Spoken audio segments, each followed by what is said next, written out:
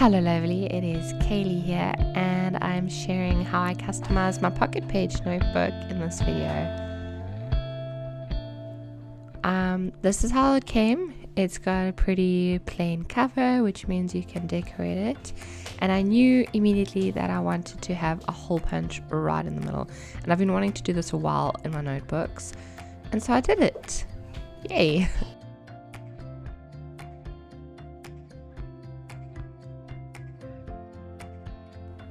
And it looks good. Damn. Totally worth that 30 euros for one punch. Not really, no. So I got out a few pieces of scrap paper just to see which ones look nice behind there. And obviously all these options are floral because I love it. And in the end I was left with this pink and the blue one. And since my paint chips were on the counter, I thought, hey, maybe they'll look good too. So I took out two of my favorite pinks from the group and two of my favorite blues, and they actually are different. I know that they look very similar here, but they're different. And since I'm being totally fancy for this video, I whipped out my one and only embossing folder, and I don't know if you know this, but you can use this without an embossing machine, and I really love this one, which is why I bought it without an embossing machine.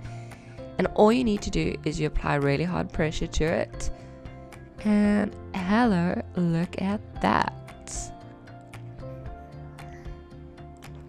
So I'm going to do it with the other ones too, because I'm not sure which one I want, and I'm not going to let you watch that whole process. So now I'm just playing around and figuring out which one might look good. And I think it's about this point in the process where I realize I'm an idiot and I should have done the whole punch right at the end, because now I've got an extra thing that I need to cover if I want to paint or whatever I'm going to do. But you know, I was so excited about that little hole punch, so. And I'm just painting my cover. I'm using a spatula thingy. I think it's by Catalyst. They are amazing. Previously I'd only used credit cards and kitchen spatulas, which worked just as well, but I mean this was 10 euro I think, and it's well worth it because I use it all the time. And that's my homeboy in the background getting excited about it too. Anyway, what's nice with this technique is that it makes sure that the paint goes on really thinly, which means that it dries way quicker. And also, if your surface is very porous, which I'm unsure about with this cover, then it's going to take the paint a lot better than if you paint it on thickly, and it might, you know, with a thick paint it's going to warp and whatever. And also didn't need to use gesso or anything. So yeah, I'm just helping up the drying process because I want to continue immediately with my little heating gun that was out anyway from my embossing. And then I'm going to take out some vintage paper, and I'm using this scrapbook paper that I had originally to put behind there. And let's just take a moment of silence for how I really should have used the punch hole at the end, because that paint went everywhere and I went all over the inside cover too. But you know what, with this cover I really am trying to be messy. I'm going against all of my minimalist urges and I'm trying to add a lot of detail to it. And you can see this is really true with the fact that I poured out some PVA glue. I thought, you know, like regular Prit will not work for this paint chip because the paint chip's quite thick, and it might be a little bit thicker than the cover. And it's wrapping around the spine, so definitely I needed some of this liquid glue.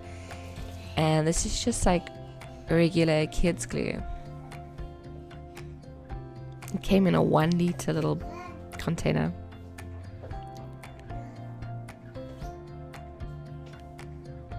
Squishing everything down, and I'm making more of a mess. And I'm too lazy to clean it properly, but you know, this glue, it's quite nice. If you do make a mess with it, it dries clear. I've had this cork wreath lying around for probably, I don't know, 4 years, 3 years, a long time. And I love it so intensely. And I still haven't found exactly the right project for it. And this project was not its time to shine either. So I knew that I wanted to add some embossing to this cover. And I'm doing that with this Tim Holtz stencil. And I'm using Embossing ink. It's also Tim Holtz brand. And since I am mostly used to using this with stamps, I don't know what I'm doing.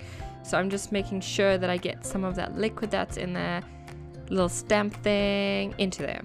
And it looks like it's worked, so I'm putting some embossing powder over. It's all getting in that beautiful circle that I made. And this stuff is so damn messy.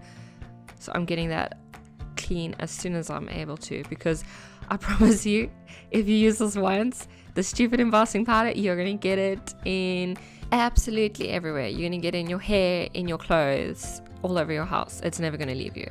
It's going to be a part of your life now. I'm using this heat gun because heat guns are required for embossing. And I love it because you can be shining on it and then all of a sudden it goes like pretty, I don't even know how to explain it, but it like goes embossed. It's pretty cool. And I've decided to finally stick this piece of paper down inside. And then I can work around it without hassle. And I'm taking this vintage French paper. I've got a whole bunch of vintage German paper, but now that I know more German, you know, it's not very passive anymore. So I'm enjoying French paper because I don't think I'll ever understand that language.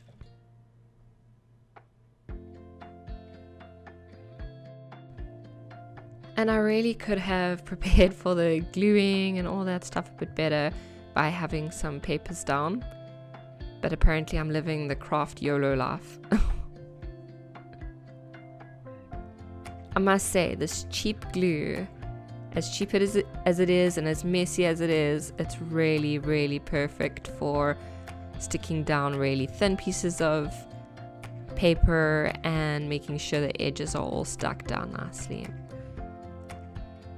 And I stuck the page down away from the end of the book. Usually I like to cover it or go wrap around, but I realized that I want to add a bit of reinforcement to the spine, and I'm going to put some duct tape on it. I've got some beautiful gold duct not actually, the brand is duct tape, but duct tape.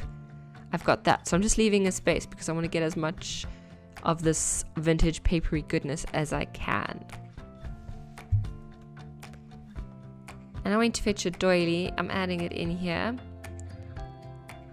Doilies are impossible to glue down, but whatever, I'm doing that.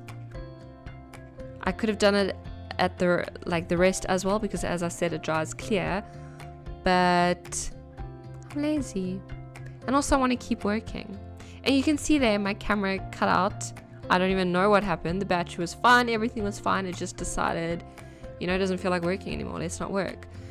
So the stuff that I did during the camera break was I added that gold duct tape spine, and I just added a few stickers from the Maggie Home sticker book. Right now I've got this Perspex acrylic alpha,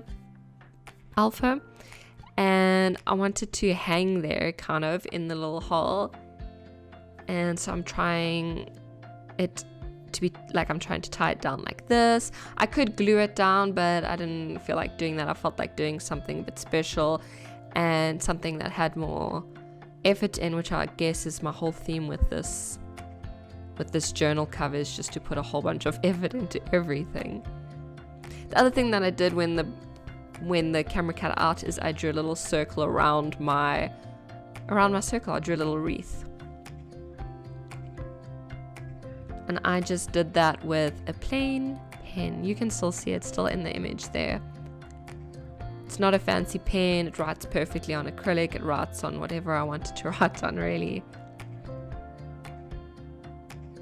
And so I've punched another hole there so I can hang it a little bit better. And there it's still going to turn a little bit, which I like, but not too much. I'm just going to tie a bow in it at the back. You can see there where the paint seeped in because I wasn't, you know, like holding it down and making sure it didn't move enough, which I'm fine with. I might decorate over it, or I might just leave it all rough around the edges like that.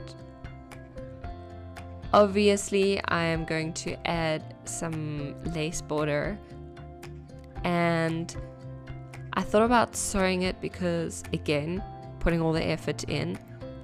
But since this was close by and it is so easy, you know, it's a temptation, and it's beautiful. I love it a lot. And there's something missing here, and it's not that piece of paper. I can't quite figure out what it is. So instead, I'm going to use my molding paste, and I'm going to smear it all over here, this floral thing. And I want to do it all spontaneously, but I realized, nope, Kaylee, let's not do this spontaneously, then it's not going to look good. And so I'm using some washi tape to keep the stencil in place. And also this Tim Holtz stencil is really awesome, but the florals have a very sharp end to it, which is great if you've got a very small piece of paper or whatever that you're working on, but not this book. And I'm trying to get this to lie flat because I know that'll make my life easier, but it's not doing that easily with the book since it's already chunky. The duct tape brand is not working to help lay it flat either, surprise surprise. And on it, like, adding to all of that, I've got this stupid crappy palette knife which has dried acrylic paint on, so it's a little bit textured already. Oh, so I never finished talking about why I added the washi to that stencil. The flowers on here, yeah, they end very quickly, so I just taped off the pattern where it ends quickly so that I didn't put the molding paste onto that. And I'm going to just add a little bit here in the corner. And I decided I want to add more. Nope, just that corner.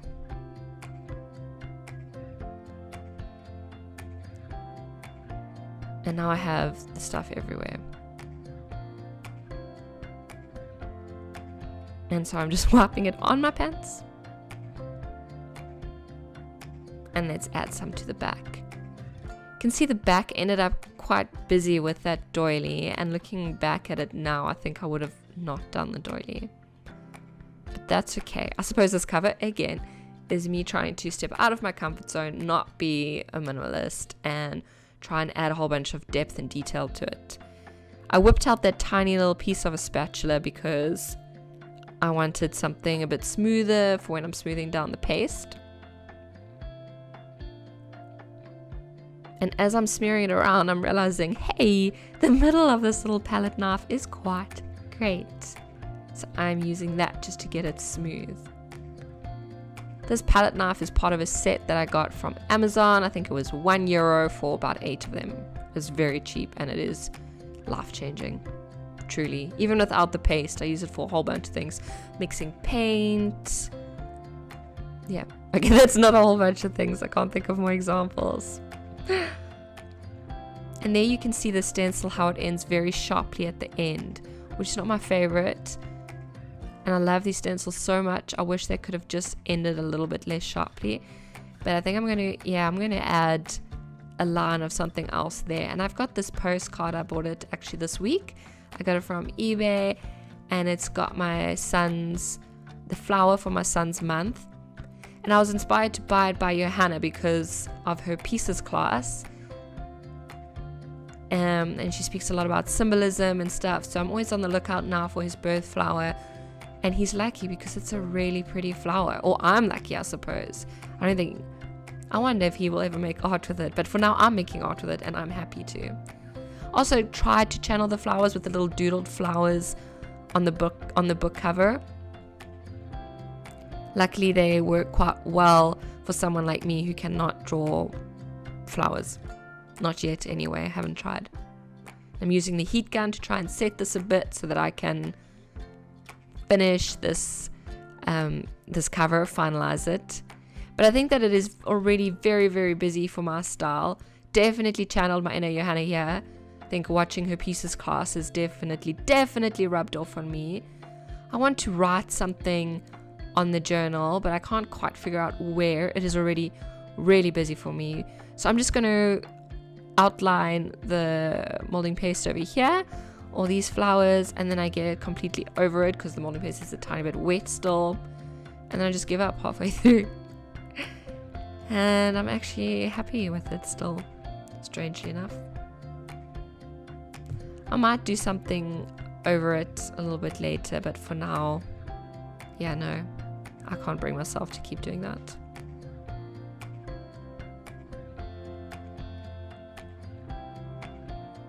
And then I see these photos that I printed.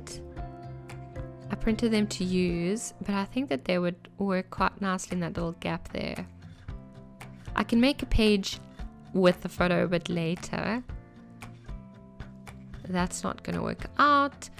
So for now, I'm just going to, since it's technically part of the cover, I'm going to add it there. And I'm trying not to squash the almost dry molding paste at the back.